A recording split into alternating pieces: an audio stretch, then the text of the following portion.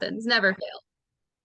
There we go. All right. Now that we're recording, welcome back to Nopal Presents. My name is Jackie. I'm the Adult Services Librarian here at Northern Onondaga Public Library at the North Syracuse branch here in upstate New York. And I am so happy tonight to present to you best-selling author and Rochester, New York native, Rachel Harrison. Uh, Hello. yeah. So a little bit of housekeeping for those of you who have joined us. Just make sure you keep your mic on mute so we don't get that pesky feedback. And feel free to type in any questions in the chat. And at the end, we'll have a little moderator-led Q&A session with Rachel. So on that note, please help me welcome Rachel. Rachel, for those who haven't come across your work yet, can you please introduce yourself? So my name is Rachel Harrison. I'm the author of 3 novels, The Return, Cackle, and most recently Such Sharp Teeth. I've also written several short stories and recently published a short story collection called Bad Dolls. It's currently an audio exclusive and it comes out in ebook on December 6th from Berkeley. And I write horror, speculative fiction, usually with a bit of dark humor. Yeah. Woven through. Yeah.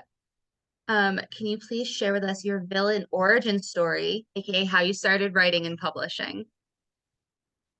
So I was born a villain. I've always written since I was a kid. I would write stories. I would dictate stories to my mother before I could write them myself. So I've always written. I went to college for screenwriting, so I thought I was going to pursue that, but I had trouble breaking into the industry. So then, like throughout my 20s, I started working on my prose, and that's when I drafted my first novel, The Return. And then I was preparing to query, just to reach out to agents to try and find an agent. And there happened to be a Twitter pitch contest, which is you pitch your novel on Twitter, and if an agent likes it, then you submit it to them. And so that's how I found my agent. So that's kind of my origin story. Do you think that, of course, we can always play the game of what ifs, but do you think that your writing journey would have been any different if you had not done the Twitter route and gone with the more traditional publishing? Actually, I think so. um, because I was a bit reluctant to do the Twitter contest because I was like, I want to do it the original way and the quote unquote right way and query and send the letters like it's always been done.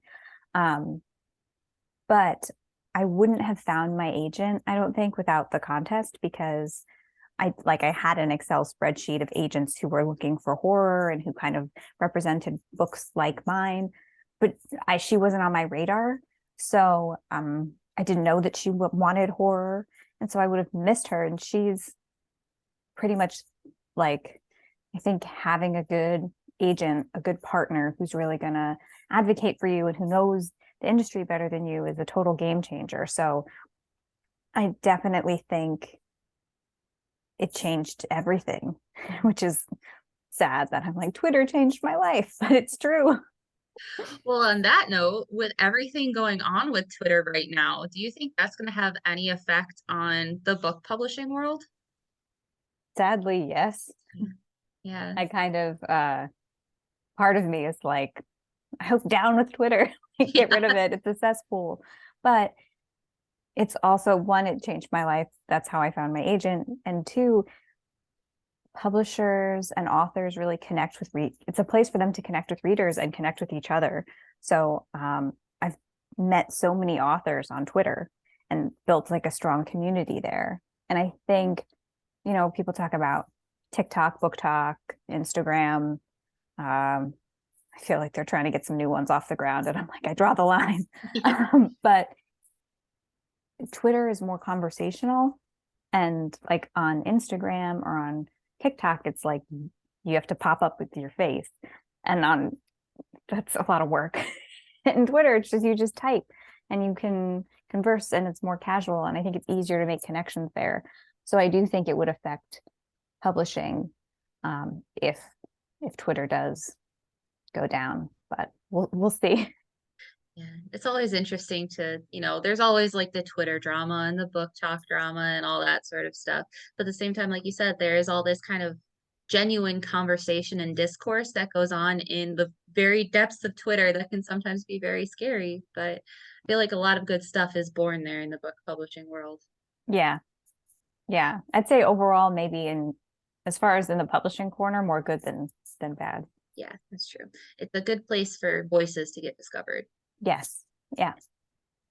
So to move on, let's talk a little bit about your background and your crafts. You said a little bit earlier, but you've always wanted to be a writer, right?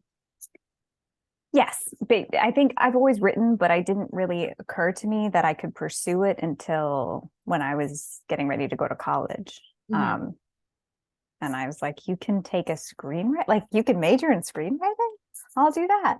Which looking back wasn't a very smart major, but um, yeah, I always had a passion for it. What type of screenwriting were, I know nothing about screenwriting, so sorry about this question, but No, what it's type of fine. screenwriting were you into? So I didn't really know what kind of scripts I wanted to write. And then my sophomore year of college, I was in the screenwriting club at my school, and it was a horror contest. So that's my horror villain origin story. There It you was the go. first horror thing I wrote was a screenplay for that. So I think from there I kind of pivoted to scarier, very relationship driven screenplays. But I didn't really know. I was just stumbling through at the time. Yeah. So you have formal writing training in this form. Did you have formal writing training when it came to writing your first novel, The Return? So I think it's interesting because in some ways, screenwriting is advantageous because for things like dialogue and character development. But when I kind of shifted from screenwriting to um, prose, my prose was very weak because I wasn't thinking in terms of like, in screenwriting, it's like, you know, they go here and then they're here. And like, yes, you can have some flowery language, but it's mostly like directions, like the room is dark. Yeah. And writing prose, you need to write good sentences. And it took me a while to kind of figure that out. Like, why are my ideas not translating?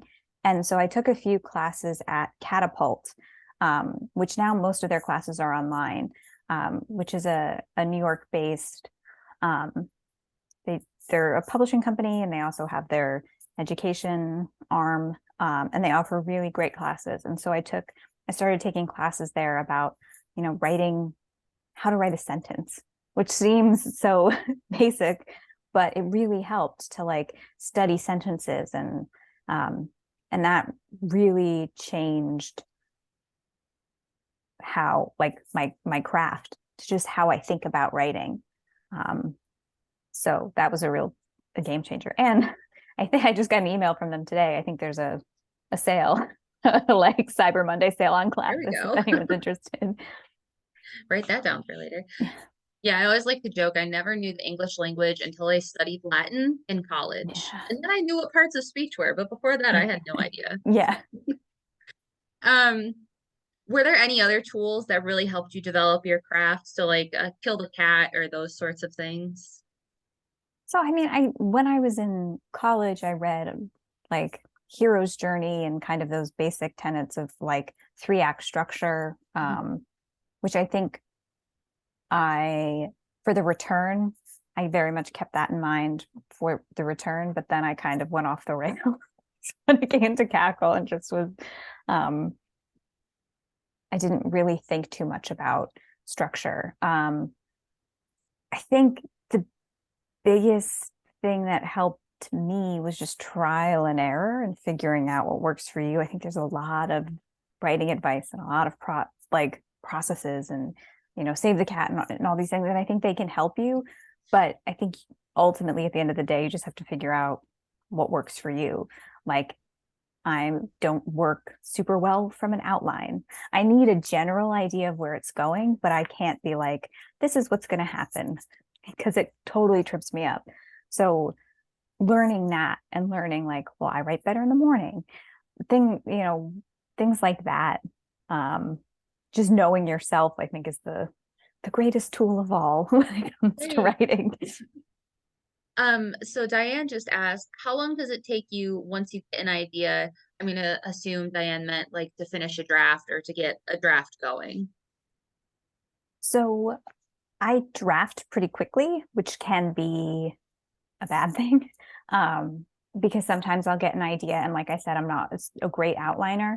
So something I've learned, which I'm sure it's something I will do again, um, is I'll get an idea and then I'll hit the ground running and um, just start writing. And I can draft pretty quickly. Um, but sometimes I get like halfway through a draft and I'm like, I shouldn't have taken, like, I shouldn't have done this. I've just wasted a lot of time. Maybe it was better as a story. Maybe it wasn't a great idea, but I usually can get a down draft in about, with the return, it was a little longer because I was working full time. With the return, it was like February till June for like the first draft, like just down, like I'm not editing, I'm not stopping, I'm just writing, moving on every day. And now I'm writing full time. So maybe 2 months, 3 months, but it's all I'm doing. So Yeah, yeah. You're able to focus yourself. yeah. So I don't want other people to be like, that's so fast. Like as of now, that's all I'm doing. So Yeah. I can really sit down and put pen to paper. So November is National Novel Writing Month, aka NaNoWriMo, with the goal of which is to challenge writers to write 50,000 words of their work in progress, the first 50,000 words, or it can be like 50,000 words of ongoing something. Are you participating this year in NaNoWriMo? So I wasn't because I'm editing. Okay. So I am currently in edits for my fourth book. So I couldn't write something else while I was editing. That takes a lot of That's too brain much. power.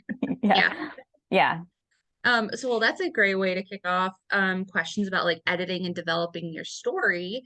How do you develop your characters? Are you like a mood board, song playlist sort of writer? I don't mood board. I did use playlists. Playlists helped a lot with my last book, Such Sharp Teeth. Um, um, there's a song, of course I can, Communication by the Cardigans.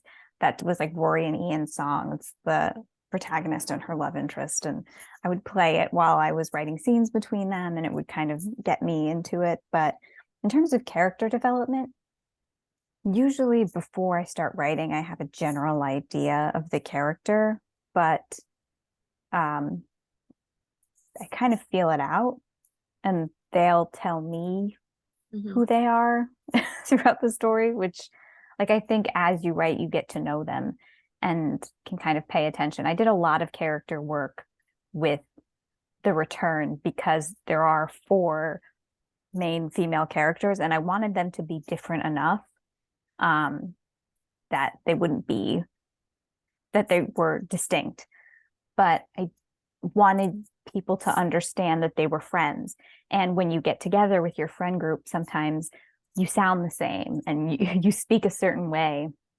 And so I wanted to do a lot of, I like wrote backstories for them and I had a very strong idea of who they were. But for Cackle, the characters, just based on the structure of the story, were going to be different enough that I could kind of, I didn't need to think too much about it before I put pen to paper. Just like, all right, I have Annie and this is her arc. And so at the beginning, she's going to be very insecure and self-deprecating. And then she's going to grow throughout the book. And Sophie's going to be basically everything Annie wants to be. And so it was kind of, it came around about organically because of the story. So I think it depends on the project. And yeah, it's going to change with every book in terms of how you want to develop your characters and what best serves the story you're trying to tell. And what about your ideas or your inspiration for stories? What do you find is the most inspiring for you to write? I get asked this sometimes, and I'm like, I get inspiration from very random things. Um, sometimes I'll go see a really good movie and it'll inspire me in a way. Like Midsummer was a big inspiration for Cackle, which just because it was like I loved seeing a horror movie that was against like a really bright backdrop and a lot of florals, and that was really cool. And I got me thinking about folk horror and setting. And there used to be another. I'm not on Twitter every second of my life, I promise. But there used to be a Folklore Thursday on Twitter, and it Yeah. was a hashtag, and they would talk about folklore, and I found that really inspiring. And um, just being open I'm kind of spacey, so I'm usually when I'm take me anywhere, and I'm and I think just taking things in and um, letting your mind wander a little bit. And I try not to dismiss any of my ideas, Hmm. even if like it seems ridiculous. Like, what if a magic 8 ball like was really magic? Like that seems like I could easily be like that stupid. Like let go, like just But forget you've what ever thought if? that. But what if? And then it turned into a story in Bad Dolls. And so I think for any creative person, just steeping themselves in art and giving themselves credit, like not being dismissive or talking down to yourself and kind of hyping up your most ridiculous thoughts is the best way to be inspired. I like that. Similar but different. What motivates you to write? Don't, that's like being like, I don't need to motivate myself to eat French fries. Like Right. I'm happy to do it. So um I think and also now it's my job. Yeah. That's motivating, That's but good motivation. yes. Um I think just a genuine love for it. And I think it's hard because when it writing for me is separate than publishing. And sometimes it's hard to separate them because I'll think about, well, what is somebody gonna, I'm very sensitive, I'm made of glass. And, sometimes people will tag you in negative reviews, and not letting that get under your skin and Mhm. kind of being able to sit in the creative process without um, letting bad thoughts or insecurity come in. Um, that is it. Sometimes I have to motivate myself to be like, you know, you love to do this. Ignore everybody else and just do like, but you give yourself little pep talks like that. But in terms of like sitting down in the morning, I can, that's not tough for me. Yeah. So you talked a little bit just now about having to separate publishing from writing. And yeah, they are, now that I think about it, they are, of course, kind of these completely separate acts where you have this creative process of writing and creation and creating, to use a word 3 times, this whole world. And then you have publishing, which is kind of this very tedious, ongoing process that sometimes I feel like can take as long, if not longer, as writing the book. Do you ever find yourself needing motivation or inspiration just to get through the publishing process? It's it's hard. I think being friends with other writers helps. When with the return, it was hard because I was like, I'm feeling certain things I don't know if I'm supposed to be feeling. Like I'm grateful that this is happening, but I'm also like scared. And being friends with other writers, you can kind of talk through those things and be like, this is normal. Like to Mhm. be in copy edits and be like, this book is garbage. I hate it. What am I going to do? Like those are normal feelings to have. Yeah. But the first time you don't know that. And if you don't have other writer friends, then you can't kind of commiserate. So Mm. having other writer friends really, really helps. Um, and, just trying to remind myself of the joyous moments, even if things get hard. Mhm. Um, you know, any job you have, you're going to have bad days. Um, and so I think the balance of in writing, there's for me, because I feel very lucky to get to do it. And so I don't have many bad days, but on the bad days, um, when you have a bad day, it's usually pretty bad. So just leaning on friends and reminding yourself of the joy of it when it feels like there's no joy in it. So I'm deviating even further off our script. Okay.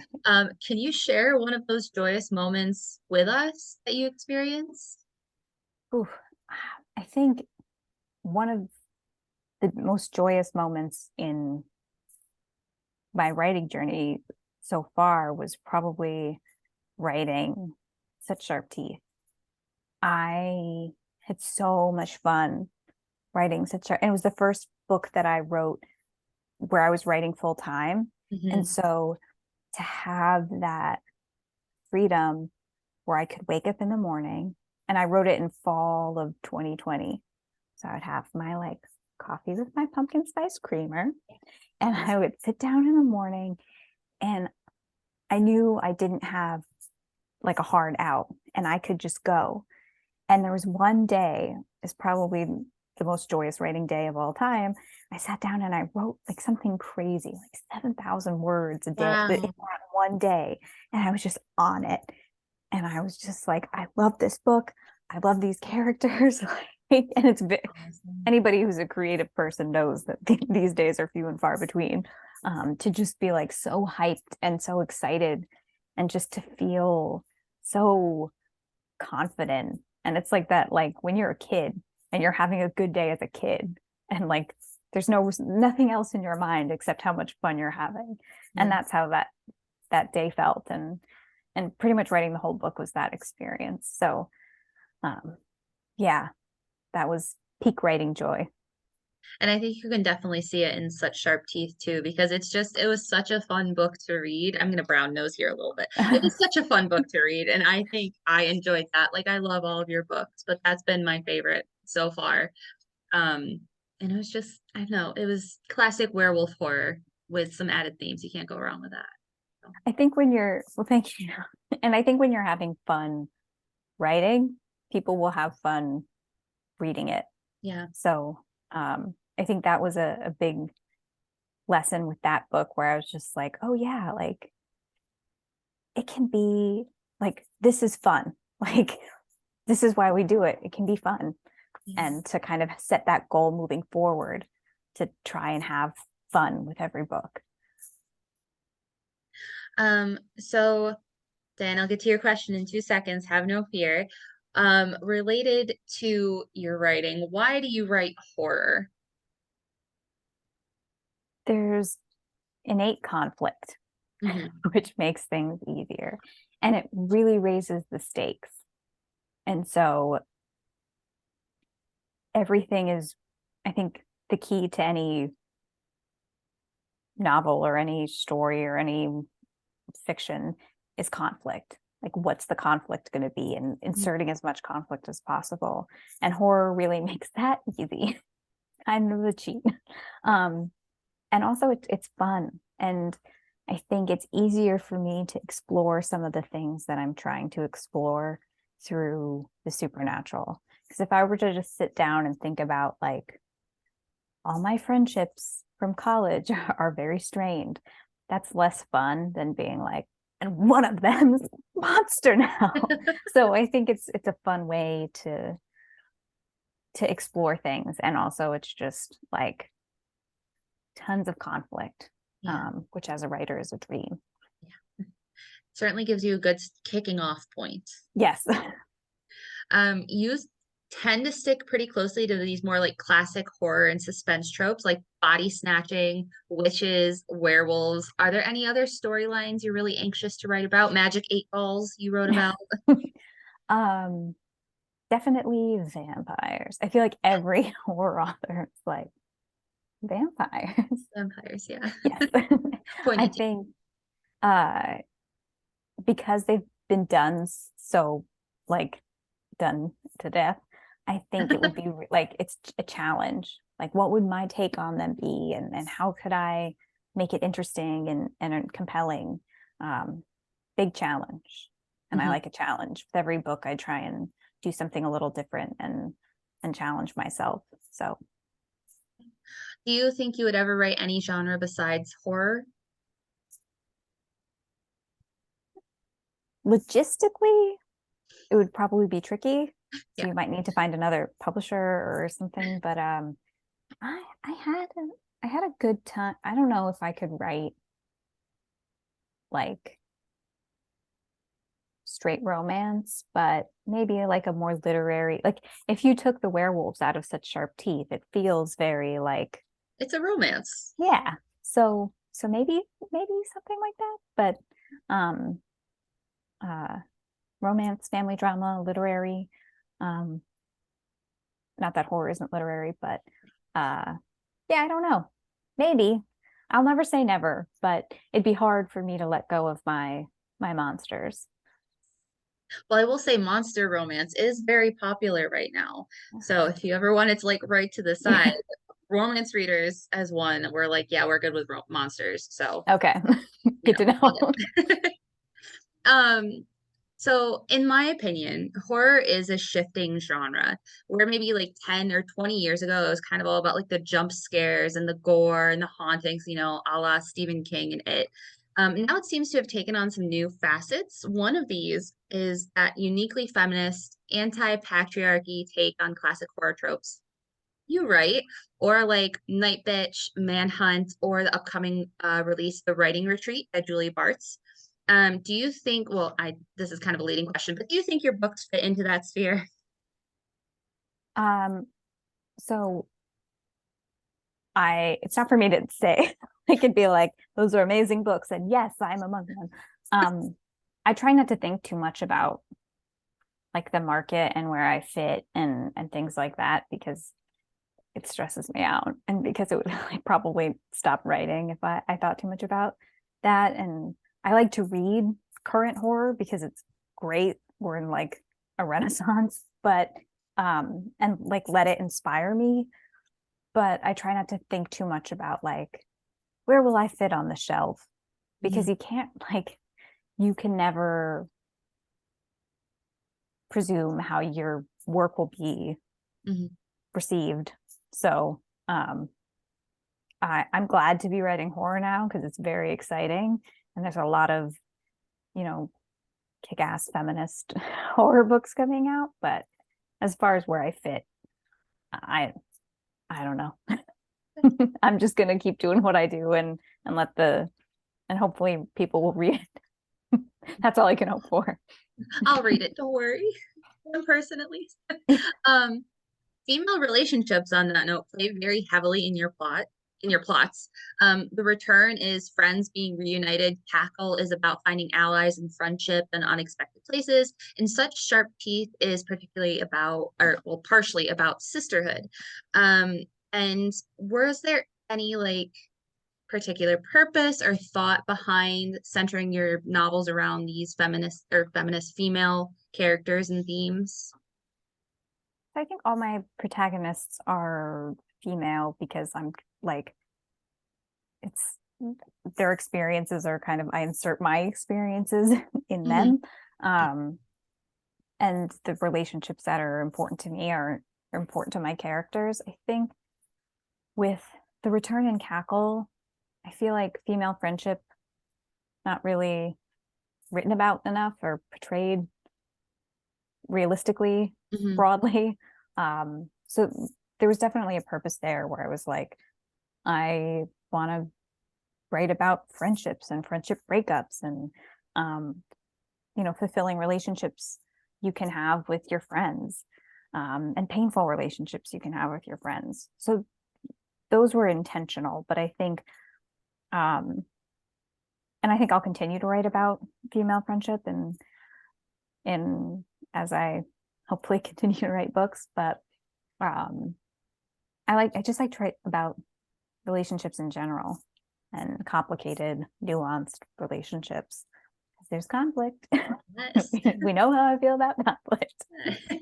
And even in Such Sharp Teeth, you have the sister relationship, you have college friend, and then you also have a love interest relationship going on at the same time, and a mom. I forgot about the mom. Yeah. So there's like all these different little facets that kind of play into it. Fun. Moving on to less fun things. Do you think that the COVID pandemic had any influence or still has any influence on the horror writing world? I'm not sure about writers because I think we might have been better prepared for it because we were like I a see. little bit doom and gloom to Yeah. begin with. We're like, I've read this book. But I think it changed. I think the reason there is part of the reason there is such a horror boom now is because during the pandemic, I think people were like, things are bad and like we're seeking escape. And I think horror can be very cathartic. And you would kind of think, well, like, if things are bad, I want to read something happy. But it's like, if the outlook is bleak, don't you want to read about a zombie apocalypse where things are worse? And you can be like, my life isn't that bad. Yeah. And also where people are, I think a lot in horror, something that's overlooked is even if the ending isn't happy, or even if it's a slasher, these people are like the people fight to survive. Mhm. And that's kind of in all of horror. It's like, all right, you're facing this situation that is very bleak and scary, but they're fighting against it. And I think that's like very inspiring. And Mhm. I think more people in through COVID kind of open themselves up to reading horror, consuming horror, watching horror movies. Horror films now are killing it. But But I'm bummed. But they're doing very well. And I think maybe there's just been a shift where people are more open to it. I think in the past, maybe there was people might have poo-pooed it because it's, thinking that it didn't have artistic merit or you couldn't get anything out of it. But, you know, even like a super fluffy, like Malignant was a ridiculous movie, but it was fun. And yeah. it's just like, Yeah. I think there's horror has a lot to offer. And because things were so bleak, people may have opened themselves up to it when they might not have otherwise. It's funny because we have a library podcast where we talk about romance books, and one of our running themes, as morbid as it sounds, is 9/11 impacted everything, including romance. And Yeah. it's interesting how cyclical these things can be because 9/11 didn't affect just romance, it affected a lot of other genres and everything else, obviously. But then, like, the Great Recession happened, and we saw another resurgence in these same sort of themes in romance and horror and thriller. And now with COVID having happened and still going on, we have these same things going on again and again. Um, and it's almost reassuring in its own way as a writer and as a reader that you can be like, I, as bad as it sounds, I will always have a market somewhere out there that will read these things. And I know that they'll be consumed because they are popular for bigger reasons than just people want to read them, if that made sense. Yeah. Yeah. I think, it's we need each other. Mhm. Like people need each other. And Yeah. whether it's through, you know, I need to write something down on paper or somebody else needs to read it, or I need to read it and someone else needs to write it. I think that's would we need each other more, I think, Mhm. in general, literature and art just becomes more important. Yeah, it's very good. Very good point. Um, so this is one of my questions that I have been dying to know since I read Cackle. Was Rowan, New York inspired by anywhere in particular? Because it sounds a lot like my hometown in Casanova. So it wasn't anywhere it was I kind of like me fantasizing about the perfect town. But I've been to a lot of like Hudson Valley, like Beacon, New York, Mhm. you know, Tarrytown, Sleepy Hollow, and then East Aurora. Like now I live in Western New York, and I'd been to like East Aurora, and there's like tons of like cute, picturesque towns where to me it was like it's believable if I create this like uber quaint town that somebody could be like, yeah, I can believe that somewhere. And I lived in Brooklyn for 10 years. So for me, anybody who lives in or around New York City, anywhere north is upstate. Update, yeah. So for me, it was like anywhere upstate, I Yeah. believe that this town could exist. Well, it does, and it was very similar to the town I grew up in. So I was like, oh, even a Tops Friendly Market. We're good. Yeah, I'm glad, yeah, the Western New York where I had to sprinkle a Tops in. I'm surprised there wasn't a Wegmans, I must say. Well, yeah, the Wegmans would have been too like, the Wegmans wouldn't have been fiction because Wegmans is a magical place.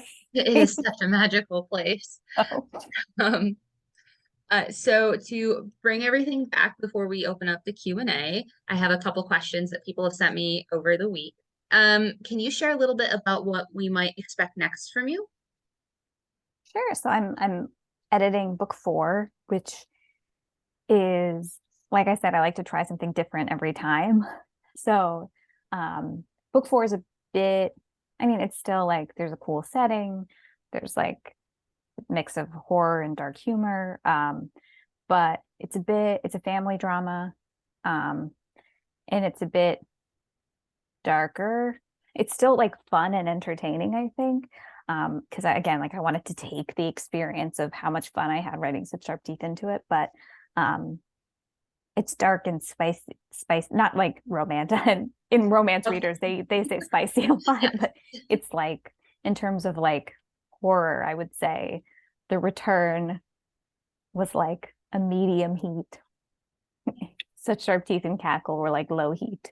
And this one I think is like medium high. Like this is like I was like, I want to write a horror book. Like I want to sit neatly in the genre for once. And so yeah, I think it's fun and it should be out in October. Right, and I think it would be like a good Halloween read because it's like I wanted it to be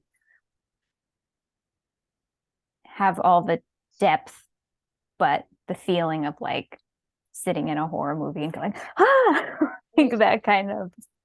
So we'll see if I pulled it off. But yeah, title and cover and things should be revealed probably around the spring. Okay. Exciting. I can't wait to read that one. Let me pull up the questions here.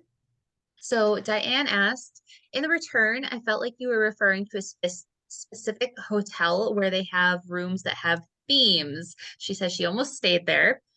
Was the return hotel inspired by a specific location? It was inspired by the Madonna Inn in California. Um, I've never been. I would like to go someday. Uh, but I saw pictures and I was like, and I had this thought, like, what if The Shining took place at a hotel like this? And that was kind of part of the gem of of an idea that for the return. Um, it's very someday I'll get there. Someday. And I'll bring my book but to take pictures in Uh, like the pink dining room. Um, but yeah, it was the Madonna. But there's like people will send me pictures of like really cool themed hotels. So they're around. They're still around. I yeah. would love to stay in one. Even I was in a hotel not too long ago and there was like really creepy noises. I was like, what is that? And I was like, I can't get scared. I wrote a book about I wrote a scary hotel book. I have no right getting scared in this hotel. I used to work at a restaurant that was a hotel as well, and it is supposedly very haunted. And we had guests that would share their like ghost stories and pictures all the time, and I'd be like, I can't believe it because I'm here every day. So if I do, then I'm gonna be scared to come to work, and that is a no-go. Can't do that. Diane also asked, even though it's your job, we all get sick of our jobs. Does it feel like a chore to write sometimes? I don't think for me, it's never a chore to write. The social media aspect is more of a chore Mm, where like that's kind of part of your job when you're an author nowadays, where you have to like go on Instagram and be like, yeah. buy my book, like that kind of stuff. Yeah. That stuff I don't feel I do, and I try and do it when it feels authentic and it feels good. I try not to force myself to do it, but you kind of have to. So that sometimes if I like have something coming out, um, my author photo, I like look like I'm smoldering, but it was hot. And the No. look in my eyes is take the photo. Like, so that stuff I get sick of doing. That stuff isn't my favorite. But writing itself, uh, no. I have like frustrating days where I'm like, this is hard and I don't know what I'm doing, but I still like it. So people also emailed me some questions because they couldn't be here tonight, but they still wanted to know. So Shelby asked, if you were in a horror movie, what would your dream horror movie setting be, and what would your character be? So this is I was I'm gonna go personal story. Um, I went, my friend, one of my friends got married, and she got married in Temecula, California, and she rented a house to get married in, but we stayed there 2 nights before. It was 2 nights before the wedding. We got to the house. The driveway was like 3 miles long. Like there was a gate at the bottom and it like wound up, up, up, up, up. It was on the top of the hill. Beautiful house, lots of glass, very remote. So perfect And horror movie setting. we were there and it was me and three other bridesmaids and my friend, the bride, and her groom to be. And we were all staying in the house that night. Um, and it was sunset, and it was like just like the sun was about to go down, and the power went out. And so this would be a good horror movie. And like slasher, like classy, cool Airbnb. You're not so remote that you can't get to anybody, but like you're remote enough. Like we tried to order pizza and they were like, we're not coming. So like, um, but I'm a little offended because we were all, when the power went out, we were all like freaking out. And um, we were like, if this was a horror movie, who would be the first to die? And they all said me. So I was very offended. Oh, This was like 5 years ago. I'm offended to this day, clearly. But I think my ideal setting, that would be a good horror movie where it's like, again, longtime friends, but like then the groom and in this house and power goes out and you're at the top of a hill and the driveway is so long. Like, who would get murdered on the walk down? Oh, and there was like statues on like, oh, oh, that was creepy too. So perfect setting for a horror movie. yes. My character doesn't really matter because she would die first. So, I don't know what I was like, I was thinking I was gonna make it to the end, and they all were like in unison, like, you're going out first. Oh no. I'm offended. I'm very Not the offended. final girl. I'm so No, I'm sorry. not I'm the first girl. Oh, Just well, easy to pick off. I would think as a horror author now, like in a known horror author, they'd be like, nah, Rachel's got this. She knows You how to would think survive. that I would have the wealth of knowledge to survive, Yeah. but no, I'm also like terrible in a crisis. So I kind of I'm like, how dare they say that? But if anything bad happens, I just completely shut down. So um fair. Yeah. Yeah. Um, M asked, how do you write? Are you a computer person or do you handwrite things? Definitely on my laptop. I have a friend, Sean Hamill, who's a brilliant writer. He wrote The Cosmology of Monsters. He writes everything on legal pads, Yeah. just yellow legal pads. And I'm like, I just marvel at him. I'm just like, how do you do that?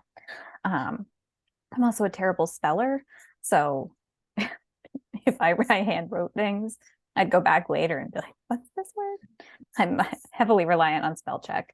Yeah. So yeah, I need, and I'm a fast typer. So laptop for sure. I would like to know, what kind of books do you like to read? Is it all horror all the time, or is there other stuff that you like to sprinkle in?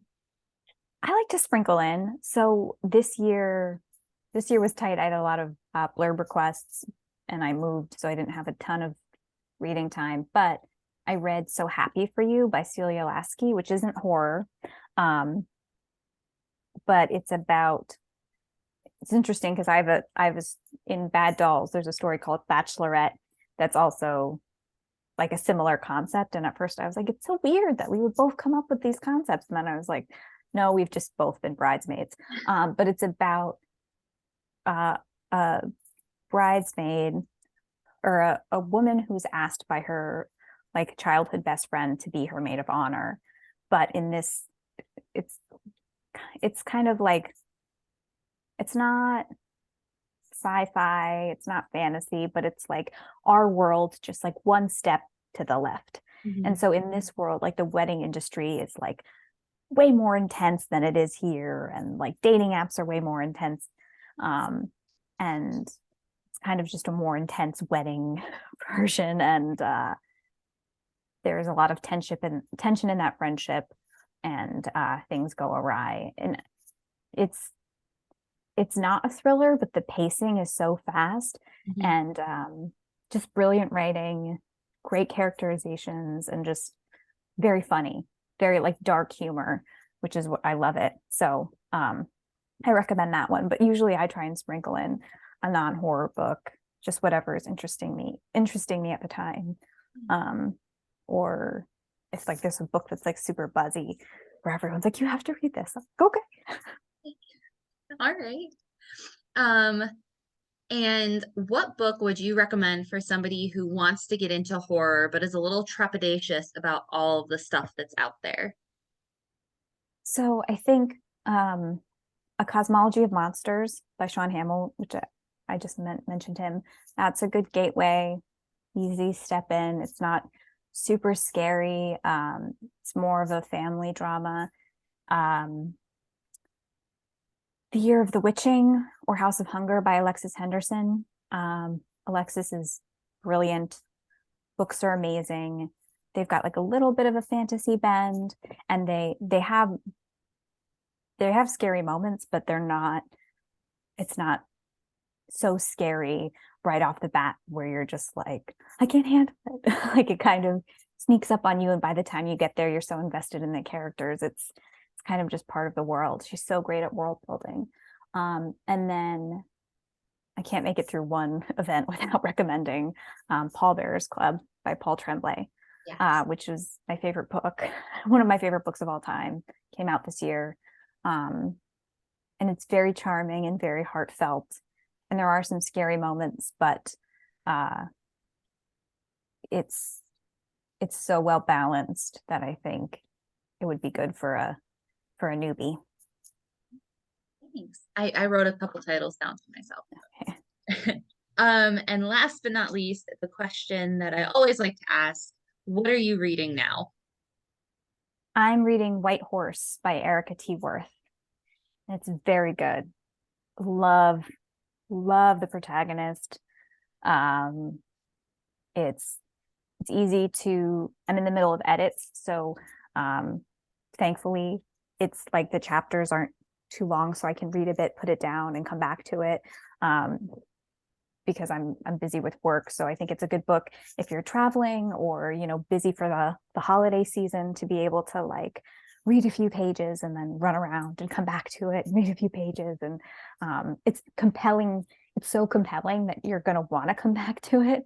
And like each chapter leaves off and you're like, I don't know what's going to happen next. So very, very good. I highly recommend it. And I'm excited to every time I put it down, I'm excited to pick it up again. So, yeah. That's one of the best recommendations for like one of the best things you can say about a book is I just want to keep reading it. Yes. Diane did have one final question for us. Do you ever think about the size of your chapters, so like the length of your chapters when you're writing? I did after I started to think about it. I started to think about it. Have I acted on it? No. The Return, they weren't really chapters. I thought of them as like parts, but then some people were like, there's really long chapters. I was like, I didn't even think of them as chapters. I just thought of them as parts. So from there, I kind of thought about it. And with Cackle, I like titled the chapters fun things. So that I was thinking about it there. Such Sharp Teeth, I thought about it. I try not to go too long. I try to keep them on the shorter end, but I usually do like section breaks too.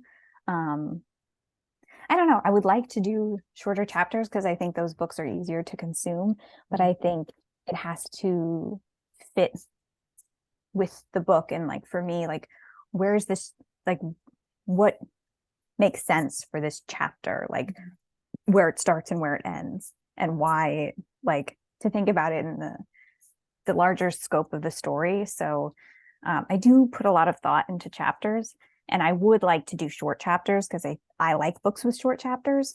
But I haven't executed that yet. Maybe someday I will pull it off. But yeah. I think so. I'm participating in NaNoWriMo this year, and it's very tempting to be like every single chapter is 1,667 words, and then I just have to write 50 chapters, and boom, I'm done. But yeah, like you were saying, there's kind of like this natural ebb and flow to chapters where some are long, some are short, some are super long, some are like a paragraph at a time. Yeah. It can be fun to see how that happens. But, well, on that note, do you have any final words you'd like to impart? Any wisdom you would like to leave us with? Ugh, I wish. I just want to thank you for having me, and it was really fun. And I've been traveling around a lot this fall, so I didn't make the journey this time, but I would love to come and visit at some Anytime point. you want to come, you just Yes, let us know. We'll have fun. I will. Okay. Well, on that note, thank you, Rachel, so much for sitting down with me tonight and talking to Nopal and our patrons here. Thank you to those who are viewing, to those who wrote in, and to those who will view after the fact. And I hope you have a great night, Rachel. Thank you again. I'll say goodbye. Thank you. Bye.